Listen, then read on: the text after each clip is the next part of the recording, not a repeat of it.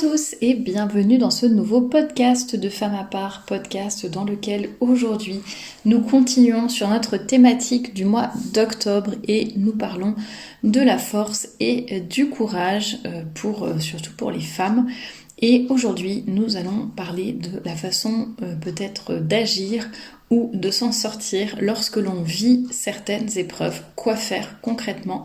Comment avoir de la patience, de la persévérance et du courage lorsque l'on a l'impression que rien ne va, que ce soit des épreuves matérielles, des épreuves de santé, des nuits de la foi, donc des épreuves peut-être un peu plus spirituelles, des épreuves dans le domaine du couple et du mariage ou de l'amitié, de la trahison, des épreuves quand par exemple on attend pendant très longtemps d'avoir un enfant, de trouver une maison, d'avoir un travail, etc. Enfin, ça peut vraiment être des épreuves de différentes sortes et donc nous allons vraiment voir concrètement aujourd'hui avec des conseils vraiment pratico-pratiques quelle attitude avoir et comment faire pour surmonter ces épreuves tout simplement. Alors juste avant de commencer, je vous rappelle que vous pouvez vous abonner à cette chaîne pour ne rien manquer, surtout maintenant qu'on fonctionne avec des thématiques mensuelles. C'est vrai que pour ne pas manquer, étant donné que c'est un peu une vision à 360 degrés sur un sujet donné, c'est vraiment intéressant d'avoir tous les podcasts, tous les articles, etc. et qui se complètent les uns et les autres pour avoir une bonne vision du sujet. N'hésitez pas à vous abonner à la chaîne YouTube. D'ailleurs, vous pouvez aussi nous écouter sur Spotify si c'est plus facile pour vous. Le lien est dans la description. Et puis, bien évidemment, je vous mets le lien vers le blog femmeapart.com avec des articles qui viendront donc compléter mon propos. Et puis, vous pouvez aussi, je vous mets les liens vers les réseaux sociaux, la newsletter, etc. Comme ça, vous pouvez aussi compléter votre connaissance du sujet. N'hésitez pas à interagir, à laisser des commentaires ou à m'envoyer des mails si vous voulez, si vous avez des questions particulières, si vous voulez proposer une thématique qu'on n'aurait pas encore abordée sur cette chaîne. Donc n'hésitez pas à me contacter, mon mail est dans la description. Et puis n'hésitez pas non plus à aller faire un petit tour sur la boutique shop.femmeapart.com, des robes, des jupes, des hauts maintenant et des ceintures et encore plein d'accessoires. Donc n'hésitez pas à aller regarder ça. shop.femmeapart.com, le lien est dans la description. Alors pour rentrer dans le vif du sujet, comment surmonter les épreuves et en sortir grandi? Quelle attitude adopter face à des épreuves? Alors déjà je tiens à préciser que chacune considère que telle ou telle chose est une épreuve et nous n'avons pas à juger. Enfin, ça me semble un petit peu dangereux de juger. Enfin, je vais tout de suite vous donner des exemples concrets, comme ça vous allez bien comprendre. La première chose à faire, je pense, premier conseil, avant de rentrer pour vos épreuves, là je vais parler des épreuves des autres. Imaginons quelqu'un dans votre entourage vit une épreuve, ne jugez pas trop à la hâte le degré d'épreuve. C'est-à-dire que parfois on a trop tendance à juger en fonction de nous, de notre propre vie, de nos capacités, de notre expérience, de ce que l'on a déjà vécu, et on va un peu projeter ça sur les autres.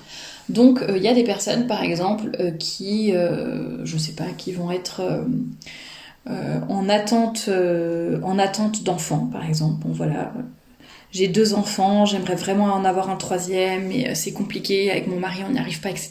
Ça fait déjà 2 ans qu'on aimerait bien avoir le numéro 3 et la grossesse ne vient pas. Si vous arrivez et que vous dites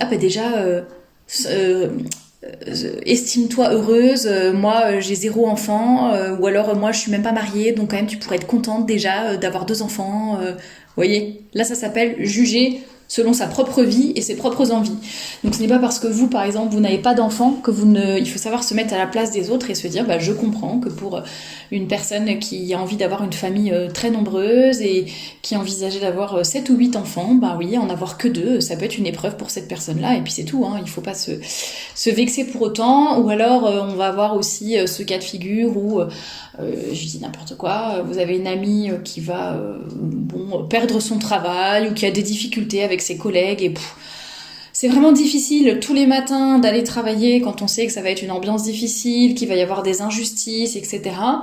Elle vous raconte ça et puis vous, ça va, c'est rien, moi, Moi j'ai des épreuves bien plus graves dans ma vie, j'ai vécu des décès, des maladies, donc excuse-moi, avoir des problèmes au travail, c'est quand même pas dramatique. Et puis il y en a qui aimeraient bien avoir un travail, il y en a qui sont au chômage.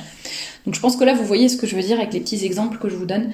Donc si quelqu'un vient se confier à vous avec ses épreuves, essayez de prendre le plus de recul possible et de ne pas juger selon votre vie et de ne pas juger non plus selon vos capacités. C'est-à-dire qu'il y a des personnes qui n'ont pas eu peut-être les mêmes qualités, la même force, le même courage que vous, les mêmes grâces du bon Dieu, et pour qui il y a des choses qui vont être vraiment très très difficiles, alors que vous, peut-être que vous êtes plus équilibrée, plus forte ou je ne sais quoi, et vous allez réussir peut-être à surmonter plus facilement ou avec la tête un peu plus haute certaines épreuves. Après, il faut quand même savoir raison garder et garder son bon jugement aussi, c'est-à-dire que quelqu'un qui se noie dans un verre d'eau, il faut aussi lui dire. Quelqu'un qui a un caractère où le moindre petit obstacle, la moindre petite chose, la personne qui commence justement à perdre pied, perdre les pédales, paniquer, etc. Alors que vraiment, il suffit de garder son sang-froid, il y a des solutions très concrètes, faciles, hop, on va les mettre en place. Bon, faut aussi savoir le dire à la personne, faut pas juste être tout le temps dans le « Ah, ma pauvre, je te plains, je te plains, je te plains ». Bon, faut aussi savoir dire les choses aux gens. Mais c'était un petit avertissement peut-être. Et puis deuxième point également, on en a parlé dans une entrevue pétillante avec Anne-Claire du mois de septembre. Je vous invite à l'écouter si c'est pas encore fait, parce que on a eu beaucoup de commentaires positifs d'ailleurs, de témoignages aussi, de retours d'expérience. Donc n'hésitez pas à regarder dans les commentaires aussi de l'entrevue. Mais on a fait une entrevue donc sur le fait de soutenir son mari dans ses épreuves. D'ailleurs, plus globalement, on aurait peut-être même pu appeler ça soutenir un homme dans ses épreuves. Tout ça pour dire que les hommes et les femmes n'ont pas le même fonctionnement. Donc ne consolez pas votre mari, votre collègue, votre cousin ou je ne sais quoi comme vous consoleriez votre meilleure copine ou votre sœur. Hein. On n'a pas du tout le même fonctionnement. Donc ça serait peut-être intéressant pour vous, si ce n'est pas déjà fait, d'aller écouter cette entrevue. Comme ça, vous saurez comment faire et ne pas être démuni face aux épreuves d'un homme, et d'autant plus si c'est votre mari. Alors pour continuer et rentrer un peu plus dans le vif du sujet, mais continuer un peu sur les conseils pour vous et vos épreuves, on va dire, en arrêtant de parler de celles des autres. Je pense que la première chose à faire, effectivement, c'est de tout remettre entre les mains du bon Dieu. On en reparlera aussi dans le podcast de la semaine prochaine. Vous avez beaucoup cité ça quand je vous ai demandé pour vous qu'est-ce qu'une femme forte sur Instagram. Vous m'avez beaucoup dit justement cette capacité à se mettre sous la protection du bon Dieu, s'abandonner à la providence, se dire si ça se passe, c'est que Dieu permet que ça se passe en quelque sorte. Et donc il faut savoir garder la tête haute, rebondir, se confier à lui et se dire bon, je garde la paix intérieure. Et même si la situation nous paraît très difficile et insurmontable, vraiment se confier à lui, demander aussi de l'aide à Notre-Dame, qui a tous ces rayons là qui ne sont pas forcément allumés, qui sont toutes les grâces que l'on ne demande pas. Donc demandons-lui des grâces, demandons-lui d'intercéder pour nous auprès de Dieu. Je connais des personnes qui ont des grosses épreuves dans leur vie, qui enchaînent les épreuves, etc. Et ce sont des personnes qui ont toujours ce réflexe justement de se confier au bon Dieu, de se confier à la Sainte Vierge, et de dire je sais que ça va aller, quoi. Je sais qu'on va en sortir. Bon, je pleure, je crie, c'est difficile et je suis dans un grand désarroi et vraiment c'est pas facile, mais allez, j'y crois et je me répète que j'y crois, que je fais confiance en Dieu, que je me mets sous son regard et que toujours le bon Dieu vient à mon secours. Plus ou moins rapidement, plus ou moins dans la forme que j'aurais espéré ou que j'aurais attendu, parce que parfois on demande des grâces pour le bon Dieu et il nous exauce d'une manière que l'on n'aurait pas attendue, mais en tout cas demandons lui vraiment son aide avec beaucoup de simplicité et soyons vraiment sûrs que voilà, qu'il veille sur nous. Il connaît le nombre de cheveux sur notre tête, n'est-ce pas? Il y a aussi l'évangile, regardez les oiseaux du ciel, ils ne sèment ni ne moissonnent et pourtant votre Père du ciel les nourrit. Regardez les lys des champs, Salomon dans toute sa gloire n'était pas aussi bien habillé, ils se tracassent pas de leurs vêtements, enfin voilà. Donc vraiment ayons confiance en Dieu. Bon, aide-toi et le ciel t'aidera bien sûr, mais n'hésitons pas à vraiment nous confier à lui et lui demander tout simplement, mon Dieu je suis perdu. Alors soit parfois c'est qu'on ne sait pas quoi faire, parfois c'est qu'on ne sait pas comment le faire, ou on n'a pas forcément les moyens financiers ou le temps, etc. pour trouver une solution à nos problèmes. Donc le bon Dieu est là justement pour nous éclairer. Demandons au Saint-Esprit de nous éclairer et de nous aider et de nous donner les capacités de surmonter les épreuves que nous avons dans notre vie. Deuxième conseil, ça serait, alors sans être sadomaso, loin de là, mais ce serait d'accueillir la souffrance, plutôt que d'avoir une attitude passive ou alors je cherche mon mot, un peu de dénigrement, enfin on nie un peu la réalité, quoi, de déni. Tout simplement, c'est même pas de dénigrement, c'est de déni, pardon. Ne pas avoir une attitude de déni qui dit non, tout va bien, non, il n'y a rien qui se passe, il n'y a rien, non, je vais bien, machin. Et finalement, on nie cette souffrance, cette douleur, cette épreuve, cet obstacle, etc. Et on peut avoir tendance à se renfermer sur nous-mêmes et un peu à se laisser ronger par l'épreuve. Donc le but, alors ce n'est pas de dire oh j'aime souffrir, j'aime la souffrance, je suis sadomaso, c'est pas du tout ça, mais c'est de se dire je reconnais que c'est une épreuve, je reconnais que c'est difficile, j'accepte que pour les prochains jours, semaines, mois, je vais sûrement être contrariée, je vais peut-être pleurer souvent, je vais avoir besoin vraiment de me retrousser les manches, voilà, ça va être compliqué, mais je vais rebondir, je sais que ça va passer, je sais que c'est temporaire, je sais que le bon Dieu veille, vous voyez, et ça c'est une façon d'accueillir finalement, d'accepter la souffrance, d'accepter aussi d'être dans une position où on est moins forte justement, où on est peut-être un peu plus vulnérable, où on va avoir moins de capacité, peut-être qu'on pourra être moins souriante, moins aider les autres, qu'on va moins bien dormir, que on pourra pas travailler autant qu'on le fait d'habitude parce que manque de concentration, etc., qui est dû à nos préoccupations, à notre épreuve, etc. Et donc c'est très important de se dire voilà, je l'accepte, c'est comme ça va être un moment plus ou moins long et plus ou moins difficile à passer, mais nous sommes là pour y arriver, le surmonter, nous avons les capacités, nous avons de l'aide, ne pas hésiter à en parler aussi bien sûr, bon, ça on le verra dans un point juste après. Mais effectivement, ne pas être dans le déni, quoi, ne pas se dire ça n'existe pas, ça va s'arranger tout seul, je fais abstraction, je fais comme si rien n'était, puis ça va s'arranger tout seul, non pas du tout. Il faut savoir vraiment s'armer de patience, se montrer persévérante, mais savoir en même temps lâcher prise, mais tout en étant ne pas être dans un déni de la réalité, quoi, se dire je vois la réalité en face, mais je vais y arriver. Et puis dès que vous pouvez justement ne pas oublier que ces épreuves finalement ce sont quand même des grandes tensions, et donc savoir aussi ne pas être peut-être aussi exigeante avec soi-même qu'en période de paix intérieure et oui c'est ça, qu'en période où tout va bien, et se dire que bien j'ai le droit, tant pis, je vais moins travailler, je vais être, je sais pas, si vous êtes maman par exemple, se dire je crois que je vais devoir acheter des gâteaux tout faits et ne pas les faire moi-même parce que là j'ai ni la tête à ça, ni le courage, ni le temps de cuisiner, donc tant pis, on va un peu lâcher prise et peut-être se faire être un peu plus relax sur certains points. J'ai retrouvé le mot que je cherchais, c'était pas relax, c'était indulgente, ça sera quand même un petit peu plus joli. Donc voilà, être indulgente, un peu plus indulgente avec soi-même dans ces périodes-là, et savoir vraiment prendre le temps de se reposer, de se changer les idées, et voilà, pour aussi prendre du courage et de la force pour affronter les épreuves tout simplement. Alors je reviens à ce que je disais tout à l'heure, donc par rapport au fait d'en parler, n'hésitez pas à en parler à vos proches. Alors je sais que après ça dépend des caractères, peut-être que c'est plus féminin, mais souvent rien que le fait d'extérioriser, de parler, de dire ce qui ne va pas, même si la personne en face ne va pas vous donner des solutions en un claquement de doigts et résoudre tous vos problèmes d'un coup avec une seule conversation, mais rien que le fait d'extérioriser, d'en parler, de le sortir de vous, ça va vous aider. Et puis bien sûr, si vous avez possibilité de demander conseil à des proches, vraiment à des personnes en qui vous avez confiance et qui ont la même vision que vous de la vie, là je pense à certaines, notamment certaines épreuves, peut-être l'exemple qui me vient à l'esprit, c'est par exemple par rapport à vos fiançailles. Imaginez, vous vous posez des questions sur la personne avec qui vous comptez passer le reste de votre vie et vous engager dans le mariage. Bon, si vous demandez conseil, à la première personne venue, même si c'est quelqu'un d'assez proche, que vous aimez beaucoup, mais qui a pas du tout les mêmes idées que vous d'un point de vue de la religion, du sacrement du mariage, de la vie de couple, de la fidélité, etc.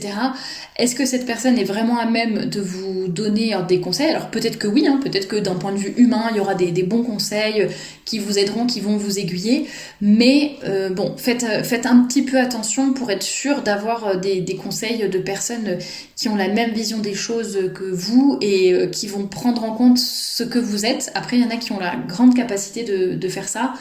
Moi, j'ai des amis qui sont pas forcément catholiques, mais qui savent que je le suis.